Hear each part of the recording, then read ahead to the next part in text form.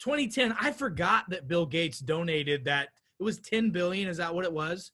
To the vaccine manufacturers? Is that what it went to, or what? He set up this whole process called the Decade of Vaccines, and I'm not sure where the original I'm not real sure where the original check was written to. Yeah. It would be in association with Healthy People 2020, Yes. with that whole thing that was happening, and it was also with the Decade of Vaccines. They put all this money into Gavi and into UNICEF, and I mean, I couldn't be happier. I mean, I was doing backflips and cartwheels when President Trump said we were cutting off funding to the World Health Organization. Absolutely. I think that's one of the first positive steps we've seen in a while. And it was interesting because like a couple of days after that, I had an interview I've had a lot of international interviews too. In fact, I did one with Russia yesterday. It was pretty interesting. That's cool. And I've done this interviews with this gal was from Italy, a very top drawer Italian investigative reporter.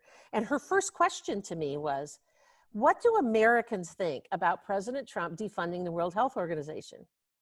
I had to sit there for a minute and I thought, you know, I don't think they much care.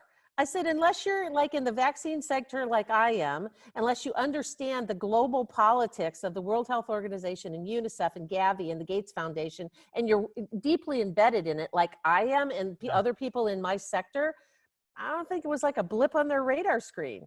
And she said, wow, she said, people here in Europe are so happy. They're just absolutely like turning cartwheels because they are so happy because they hate the World Health Organization. They're always pushing things down our throats on various public health policies that we don't want to follow. They're really all about, the whole thing is all about vaccinating and taking away your rights. And they don't have the exemptions in Europe like what we do. They don't have any right to refuse. And unless people wake up that are hearing this and get on board with this and blow back, we are so close to losing our exemptions.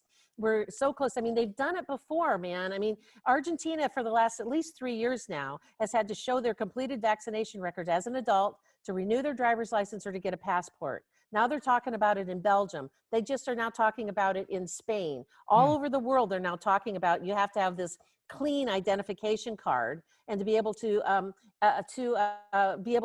buy, sell, and trade. Yeah. Amsterdam passed the adult vaccination requirements. They have no way out. They have no opt-out in Amsterdam, in that country, for the adult vaccinations. And so we are at a point where informed consent is irrelevant.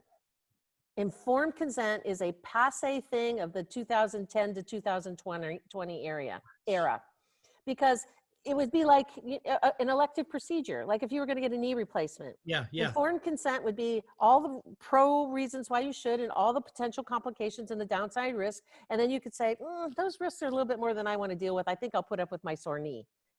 So unless you have a right to refuse, you could know as much about vaccines as Sherri Tenpenny does on Squared, like twice as, Sherri Tenpenny's knowledge base squared, and which would be a lot.